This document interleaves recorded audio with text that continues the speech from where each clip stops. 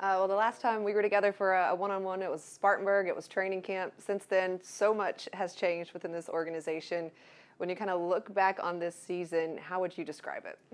I'll say a blessing. I keep saying a blessing like every time. Last time we sent an interview, I feel like everything I've done to this point, I couldn't do without, man above. So I'll say definitely a blessing from, anything can happen from week one till now through training camp. So I'm healthy. I'm still going at it. So, yeah. And obviously, much greater expectation for you this season, stepping into a starting role. Now that we're in the final stretch of the season, how has it been? How have you embraced that? Has it been everything you thought it would be? I'm embracing it really well, taking it one day at a time.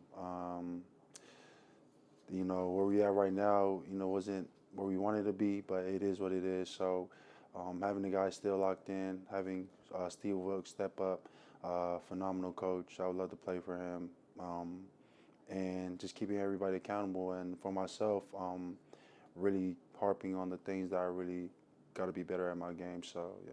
Coach Wilkes, he said, you're the type of player that won't take a rep off in practice. You won't take a play off during the game. So they have to help you help yourself. Yeah. So what have you learned from him? What advice has he given you? And how is this team maybe helping you manage your body and all of that? Yeah, I kind of, now it's a lot on my plate. I kind of take pride in taking care of my body.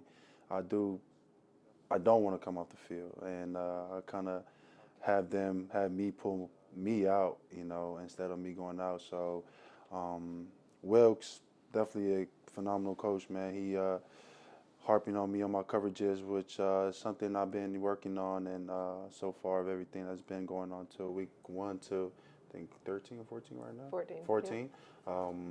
Yeah. I have brought a lot to my game, so and he's still not done with it, which I respect that. And just your story in general is so great. You were undrafted. You prove yourself on special teams. You're in the 2-year deal here. You're a starter now. So when you reflect on your journey and all that it's brought, not the easiest path, but one that's been very rewarding, what comes to mind for you, and just how much does it mean to be where you are, a starter in the NFL right now? Just make the most out of your opportunities. And when you get it, man, grab it and just run. That's where I am today. I started off as a special team guy, and I still, take pride in that.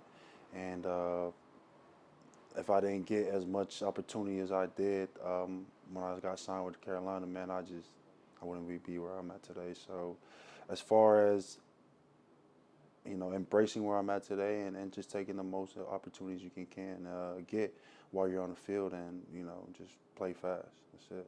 And now you have Panthers legends like Thomas Davis saying, man, I wish I could have played with Frankie in my day. And he deserves to be in the Pro Bowl, and just really singing your praises. So to have someone like TD say things like that, what does that mean to you? Man, it means a lot. I see how he plays, and I kind of feed off that. I kind of take some of his game and, fast, physical, and just moving all over the field.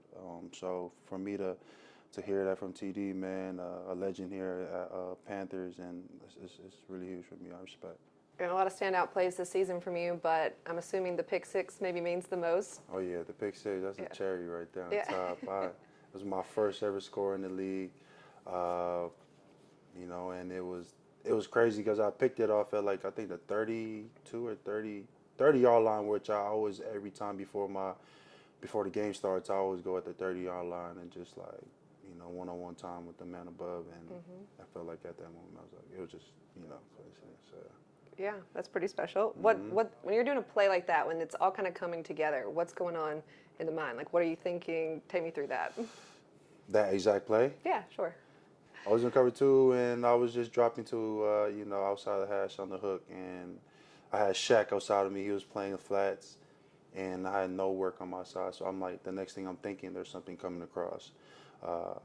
And I seen a low crosser coming about, and I kind of jumped it, but then on film you can see I kind of hooked him for me to get under. So I'm just glad the ref didn't throw that, because I felt like it was a little bit, testing the edges, but got the ball. And then we talk a lot about on defense, score, why not?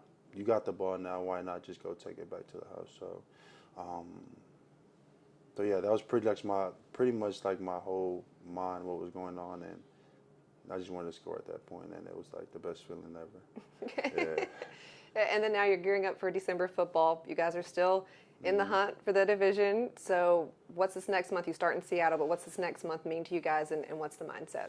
Just winning every game, one by one. You know, we can't leave it up to anybody's hands but ourselves. And that's the mindset. Going up there is going to be a great environment to play around. I played there like twice when I was in the league, but then it's just a great environment to be around. So.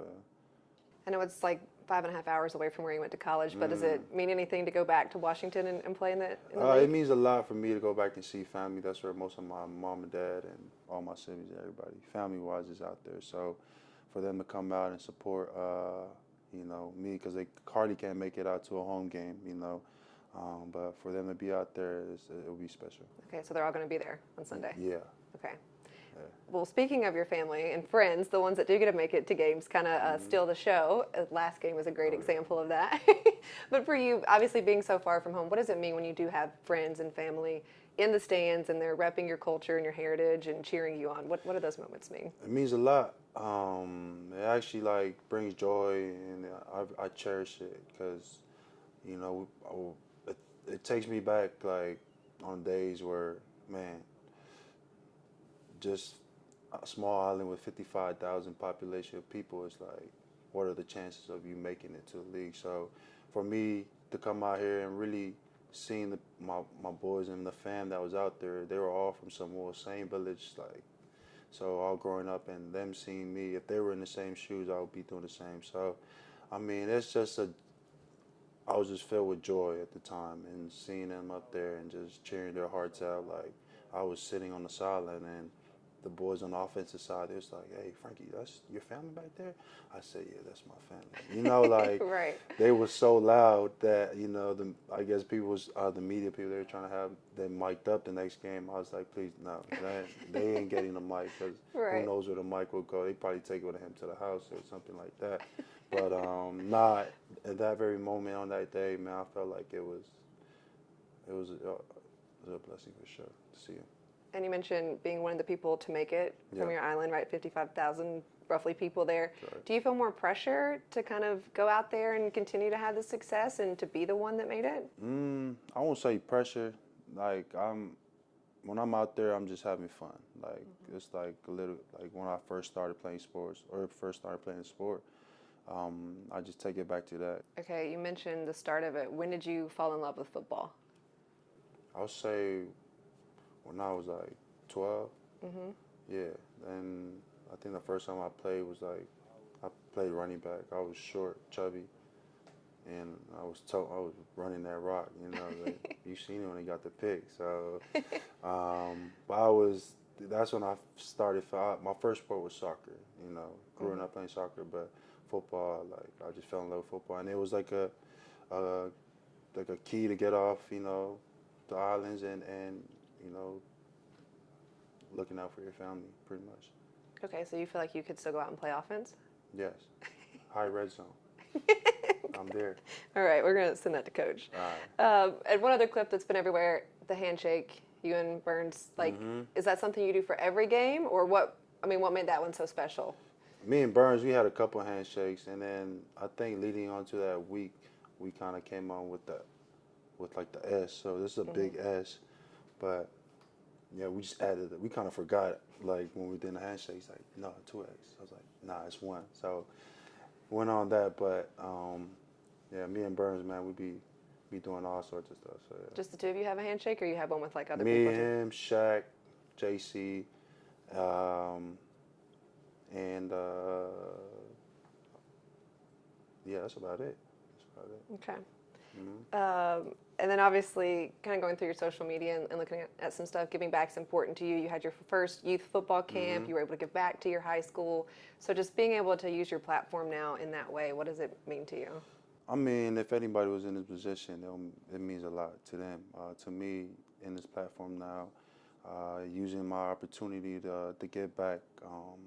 Obviously, you know, everybody knew the story behind everything, my family, but me just supporting the movement and everything. So that means a lot to me, and just know that I'm doing something right. For people that's out there that need to be heard. So yeah. And obviously having the cause that's so close to your family, each time someone goes and makes a donation, obviously you have a special experience for people, but Correct. knowing that that money is going to something that you care about, what does that mean to you? Oh, it means a lot. We talked about it, and it was something that I thought giving back, a little donation that we came up with. And sorry, I am emotional talking about it, but